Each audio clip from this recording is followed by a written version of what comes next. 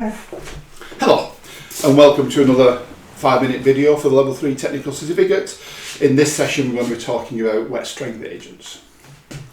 So what is wet strength?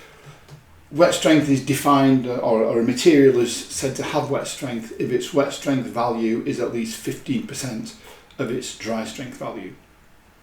Now there are 4 different ways of achieving wet strength. One is to protect the bonds. So where you've got 2 fibres that cross over each other, the thing that holds them together is hydrogen bonding. When water comes in there, it bursts apart the hydrogen bonds. So by somehow surrounding that bond with a water repellent material like wax, the water can't get at it, therefore it has wet strength. The second way of improving wet strength is to add to the number of hydrogen bonds that are already there. So if you've got 1 million hydrogen bonds between 2 fibres, then if you can make 10 million bonds, it'll take 10 times as long for the water to break down all those hydrogen bonds. And so you've got a type of wet strength, but it's really a temporary wet strength. You can produce water insensitive bonds. So you can put chemicals in that will cross-link with themselves and form a network of bonds that are insensitive to water, that will then tangle the fibres that are already there.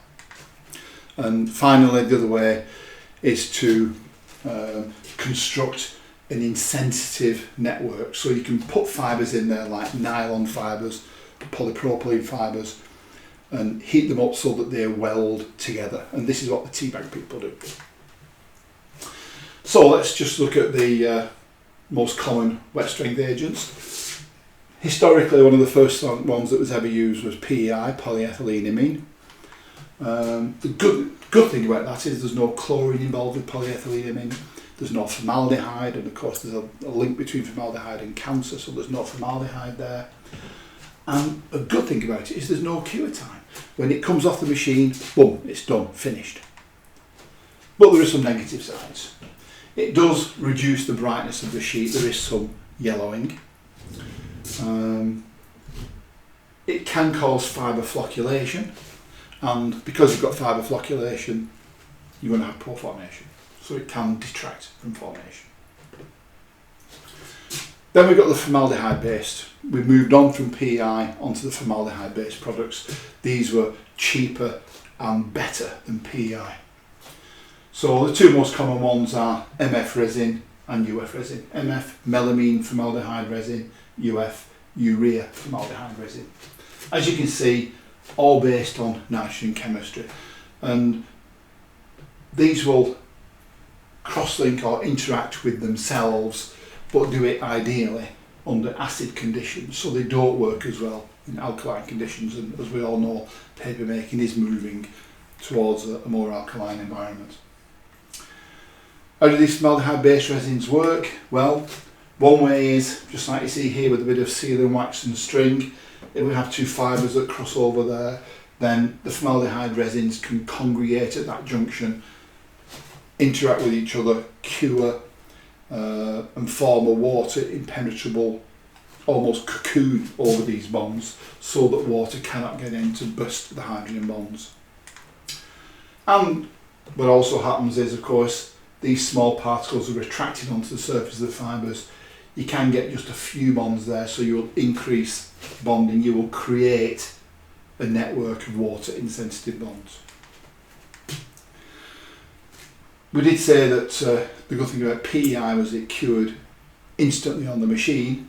With things like MF and UF resins, it can take up to 3 weeks. So this graph here is showing the cure rate of MF and UF resins over a 3-week period.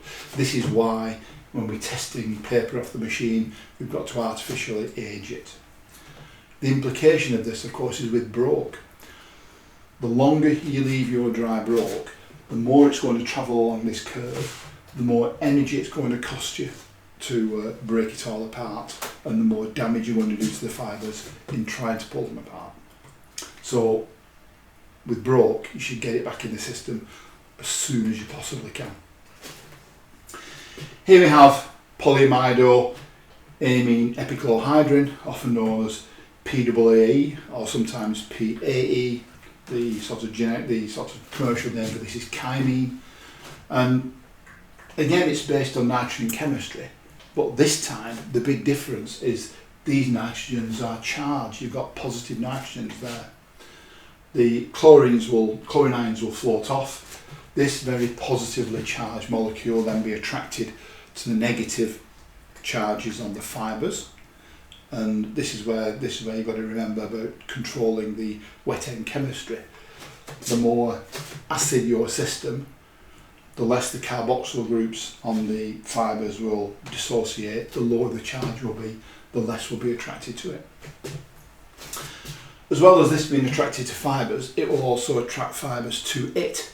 So therefore, it will act as a retention aid as well as a wet strength aid. But in doing so, as acting as a retention aid by dragging those fibres together, one of the problems is it will cause fibre flocculation, and therefore it will detract from the appearance of your sheet. It will reduce the formation. Other wet strength agents that are used, there are polyacrylamide glycol condensates and there are dialdehyde starches, and these tend to be used as temporary wet strength agents. So they will go in things like toilet rolls, for example, where at the point of use you need it to have wet strength. The moment you throw it away, you don't want blocking the pipes, so the wet strength has to disappear. So temporary wet strength. And so a summary of what we've talked about in this session: wet strength agents.